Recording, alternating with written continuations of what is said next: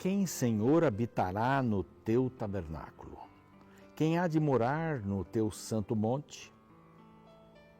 O que vive com integridade e pratica a justiça de coração e fala a verdade. O que não difama com a sua língua, não faz mal ao próximo, nem lança injúria contra o seu vizinho. E o Salmo vai, eu convido você para ler o Salmo 15 também, é bem curtinho, são só 5 versos.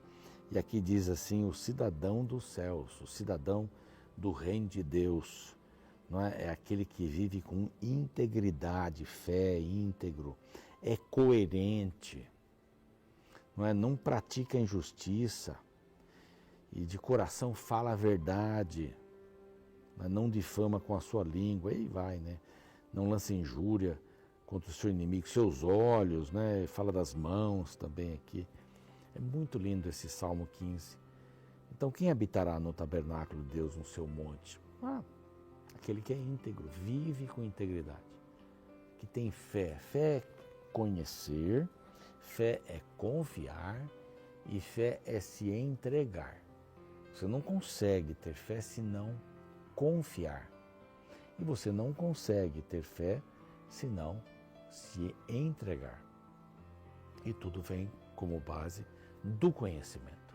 Isso é a palavra de Deus. E esse aqui é o programa Reavivados por Sua Palavra.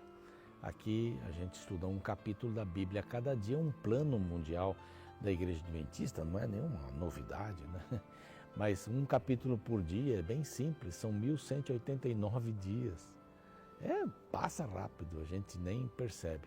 Um capítulo estudado, meditar nas palavras, internalizar as histórias, as lições, é muito gostoso. E a gente está aqui para ajudar você. Nós já temos no YouTube, o canal é Reavivados por Sua Palavra NT, todos os capítulos da Bíblia gravados. Alguns temos mais de uma vez. E eu convido você a ler a Bíblia com a gente, a estudar a Bíblia com a gente. Lógico, o estudo pessoal é insubstituível, mas aqui tem algumas ideias, algumas coisas que a gente vai colocando, são só 15 minutinhos dessa parte mais intensa, né? O primeiro bloco é esta apresentação, um texto da Bíblia maravilhoso, porque aqui o assunto é Bíblia. E colocar para você os vários canais que você pode entrar em contato com a gente, assistir, passar para os seus amigos. Lá no YouTube é simples, você pode passar o link do canal ou o link o link do programa, daquele capítulo, tá bem? Faça como mais de 450 mil pessoas que estão inscritas em nosso canal e se inscreva lá também, para você poder passar para os outros um pouco da palavra. Estamos no NT Play e lá tem outros conteúdos, você conhece o NT Play. Estamos no Deezer, no Spotify, para você ouvir a palavra aí no carro, fazendo alguma coisa em casa, né, caminhando, você sabe como vai usar o Deezer. E temos lá desde Gênesis até o capítulo de hoje. Tá? É muito bom estudar a palavra de Deus. E tudo isso graças aos Anjos da Esperança. Se você quer se tornar um Anjo da Esperança, é muito simples. São pessoas que nos apoiam com suas ofertas. Por isso nós temos rádio, TV, as mídias sociais e os cursos bíblicos. Aí um crescimento extraordinário, a bênção de Deus. Ter Anjos da Esperança é uma verdadeira bênção de Deus. Aí está aqui um número de WhatsApp para você fazer sua pergunta e até, quem sabe, se inscrever também como Anjo da Esperança. Será um prazer. E por causa deles, como eu mencionei, cursos bíblicos, né? Nós temos esse curso aqui, preparado pelo pastor Rafael Rossi, um evangelista aí, internacional, especialmente aqui na América do Sul, em outros países também, mas ele preparou Cura do Pecado. São 15 temas, é um guia para o estudo da Bíblia. Você vai se valer aqui de um material extraordinário, Deus existe. São temas assim, né? Posso confiar na Bíblia? Então, pode pedir aqui este guia para estudo da Bíblia, escrevendo para este outro, o WhatsApp é outro, viu? Aí você diz aí, quero o curso bíblico, Cura do Pecado, e você vai receber em sua casa, tá bem? Vamos agora para o capítulo 4 de Neemias, E eu tenho certeza que nós vamos aprender muitas lições juntos. Não sai daí, a gente vai para um rápido intervalo.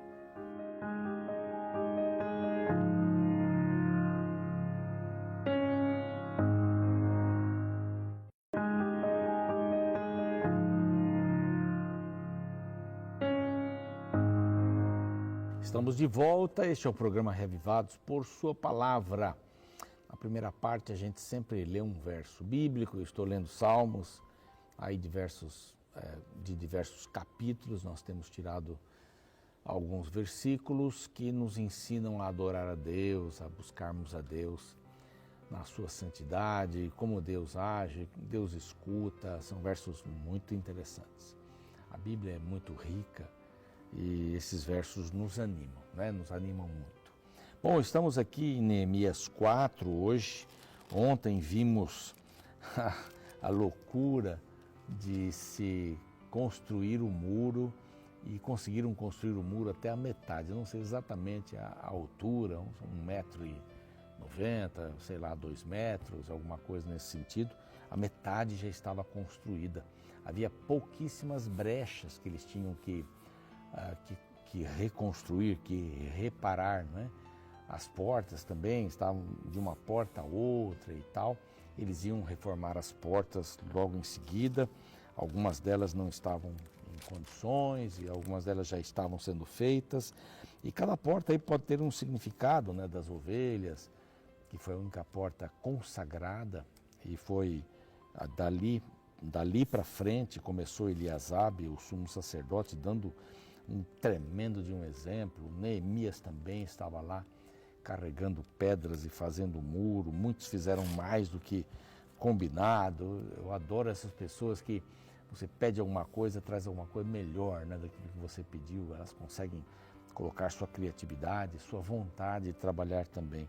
Muito complicado quando a pessoa só consegue apresentar aquilo que lhe foi proposto. Está muito bom e tal, mas sabe, andar a segunda milha, que coisa boa. Quando a gente encontra alguém assim, é muito bom. Agora então, como disse ontem, começam os adversários e complicaram a construção do restante do muro. Eles vieram com toda a força, e aqueles indivíduos que eu já mencionei aqui, Sambalate, Tobias, e aparecem mais alguns aqui, né? O verso 7 diz que Sambalate, Tobias, os arábios, os amonitas, que eram inimigos assim contumazes, os asdoditas. Então, eles ficaram muito irados, porque imaginavam que as coisas não iam correr como correram. Além da bênção de Deus, ali estava um grande líder que soube inspirar pessoas. Quando o líder está ligado a Deus, ele fala em nome de Deus.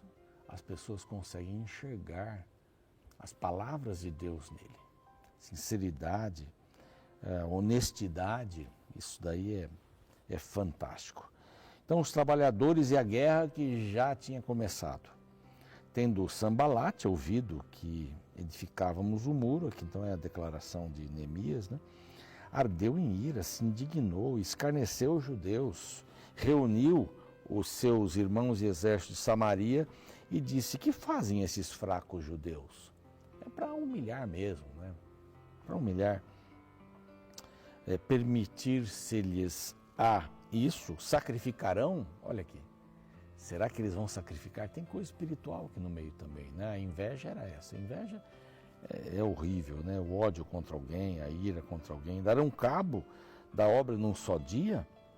Renascerão acaso os montões de pó, dos montões de pó, as pedras que foram queimadas, quer dizer, elas vão ser destruídas. E Tobias, para falar aquilo que Sambalate queria ouvir, disse assim: olha, ainda que edifiquem, vindo uma raposa, derribará o seu muro de pedra. E eles riam, zombavam. Aí então vem uma oração de Neemias: ouve, ó nosso Deus, pois estamos sendo desprezados. Caia o seu opróbrio sobre a cabeça deles e faze que seja um despojo numa terra de cativeiro. Quer dizer, eles não podiam também ter uma guerra direta, porque Artaxerxes saberia e viria e os puniria. Então eles fizeram um trabalho velado. Eles atrasavam, eles queriam atrasar, eles queriam estar no meio do povo. Conseguiram lá uns agentes secretos aqui, né? Porque eles tinham informações por causa de Tobias que tinha parentesco ali entre os sacerdotes. E esses sacerdotes, infelizmente, eram traidores. Alguns, não é, sacerdotes ou levitas, que seja. Bom, eles estão provocando a ira do Senhor, né? Assim edificamos o muro e todo o muro se fechou até a metade, verso 6. Até a sua altura, metade da sua altura, porque o povo tinha ânimo para trabalhar. Olha, estavam na dificuldade, mas estavam trabalhando. O inimigo estava à espreita, mas estavam trabalhando. O diabo não desiste. O diabo sempre está pronto para dar um passo a mais. O diabo sempre está pronto para fazer um pouco mais. Ele sim, esse está pronto. Para fazer sempre um pouco mais, um pouco mais, um pouco mais, porque sabe que isso vai desanimar as pessoas.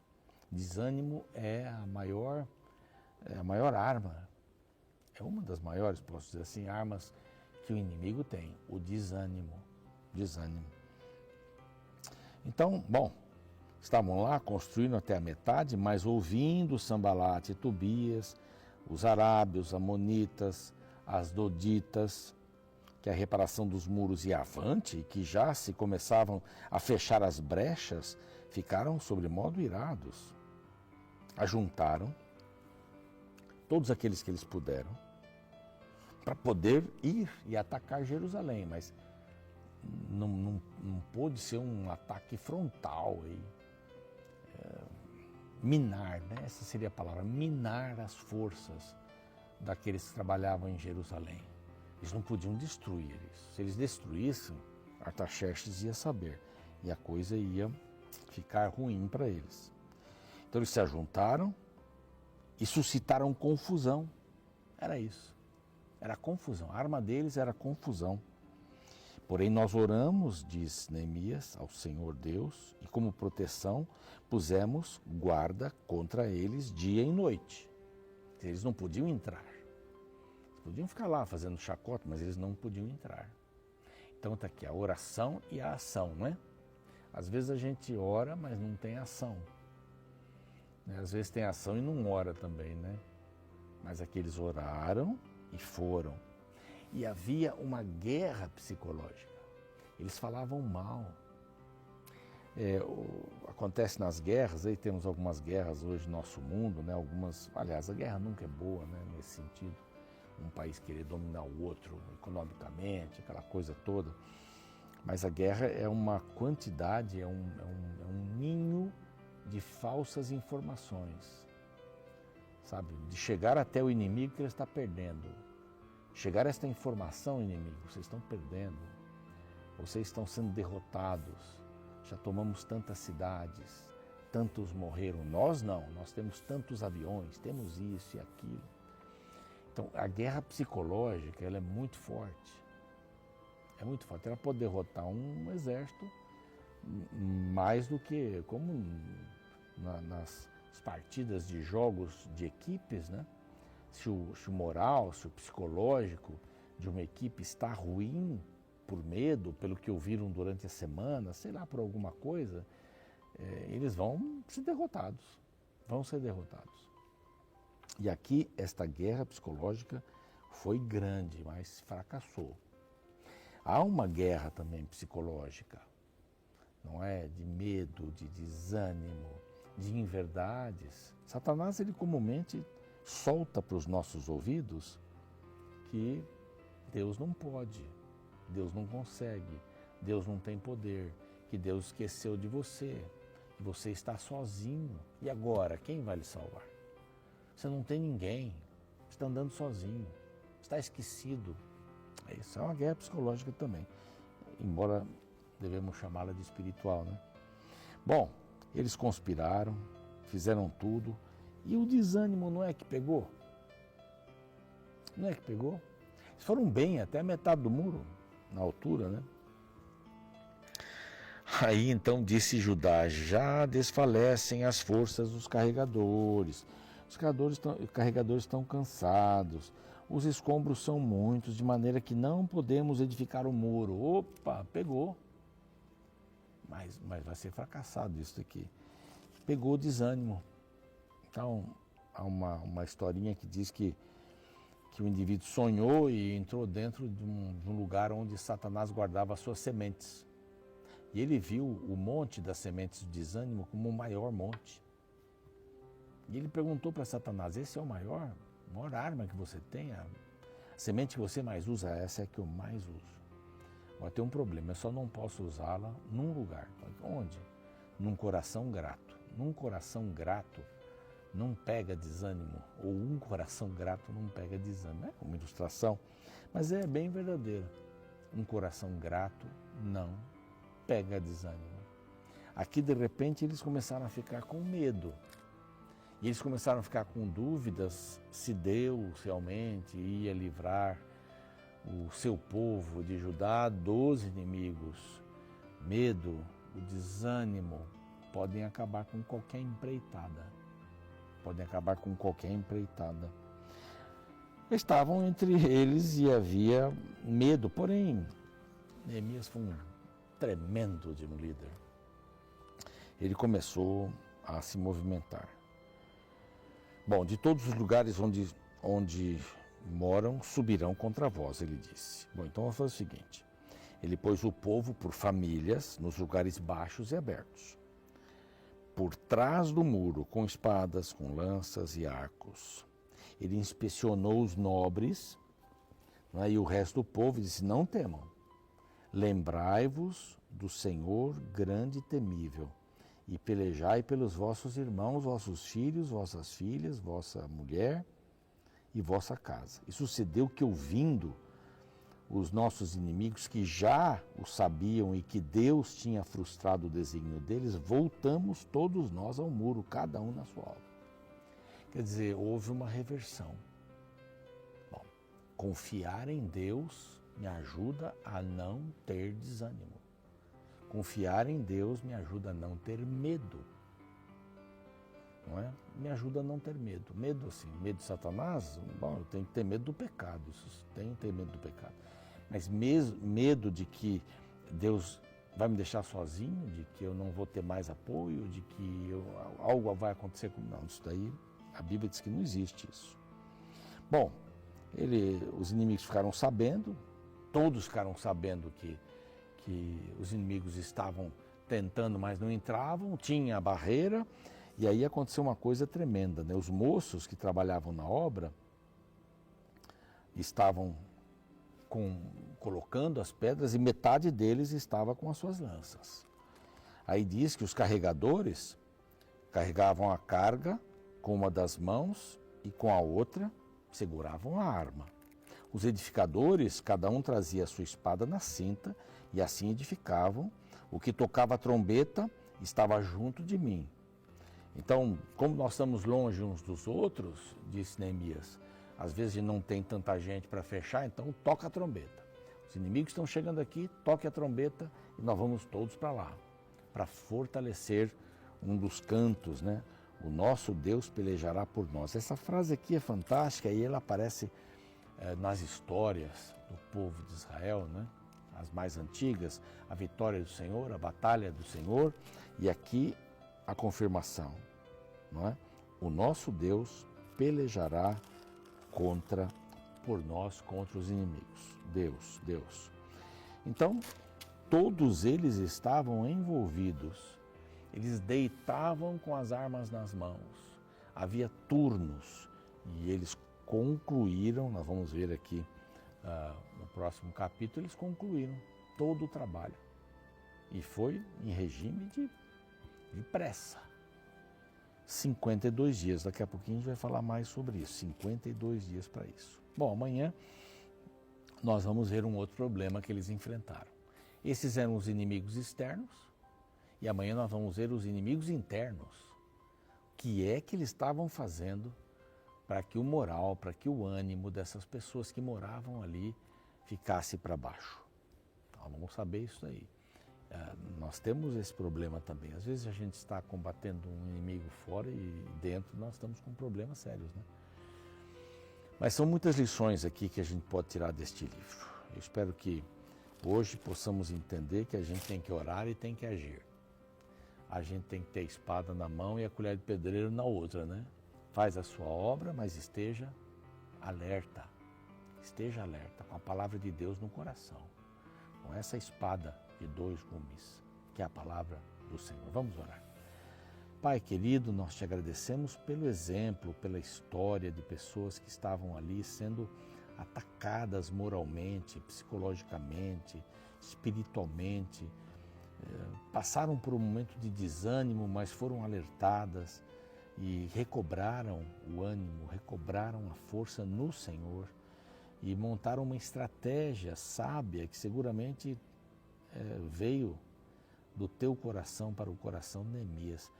E foram fechando até que os muros fossem completados.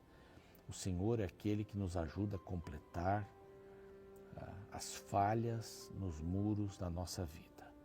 Que possamos nos dedicar à Tua vontade, possamos dedicar ao estudo da Tua palavra, para conseguirmos então, com o Teu poder e do Espírito Santo, fecharmos estes buracos e tenhamos uma vida ao Teu lado, caminhando contigo, rumo ao Teu reino. Em nome de Jesus. Amém. O programa segue, eu fico por aqui e amanhã o capítulo 5 aí, Inimigos dentro da Arraial. Até lá. O filme A Vida é Bela, lançado em 1999, narra uma emocionante história que ocorreu durante a Segunda Guerra Mundial. O enredo ocorre na Itália, onde o judeu Guido e seu filho Josué são levados para um campo de concentração nazista. E afastado da mulher, o pai tem que usar a imaginação para fazer o menino acreditar que estão participando de uma grande brincadeira. Embora a ação do pai partisse de uma boa intenção, ela me faz pensar no perigo de se viver no meio de uma grande guerra sem se dar conta do perigo ao redor. O menino, sem entender a gravidade dos acontecimentos, vivia despreocupado em meio ao caos da guerra. Pense agora no perigo de se viver no meio da guerra sem a vigilância necessária. Este tema é abordado no capítulo 4 do livro de Neemias. Nesta sessão encontramos o povo na obra da reconstrução dos muros de Jerusalém. Enquanto trabalhavam, um grande cerco se formou para destruir sua obra. Diante do perigo da iminente guerra, um plano foi elaborado. Eles deveriam trabalhar com todas as forças, mas vigiariam todo o tempo. A partir do verso 21 lemos: Assim trabalhávamos na obra, e metade empunhava as lanças desde o raiar do dia até o sair das estrelas. Também neste mesmo tempo disse eu ao povo: cada um com o seu moço fique em Jerusalém, para que de noite nos sirvam de guarda e de dia trabalhem. Nem eu, nem meus irmãos, nem meus moços, nem os homens da guarda que nos seguiam largávamos as nossas vestes. Cada um se deitava com as armas à sua direita. Sabe, este texto nos faz pensar na guerra espiritual que é travada ao nosso redor diariamente. Sim, segundo a Bíblia, todo ser humano já nasce no meio de uma guerra universal. Todos têm a vida cercada de perigos todos os dias. Por isso, a palavra vigilância surge como uma das maiores necessidades para os indivíduos que têm a noção do perigo que correm no meio deste grande conflito. Por isso, hoje, ao sair para suas tarefas diárias, não se esqueça de usar suas energias para trabalhar sem abrir mão da constante vigilância. Não se permita andar neste mundo sem a proteção invisível de Deus, pois no meio desta guerra universal, não podemos brincar de cristãos, pois os resultados deste conflito trazem consequências eternas.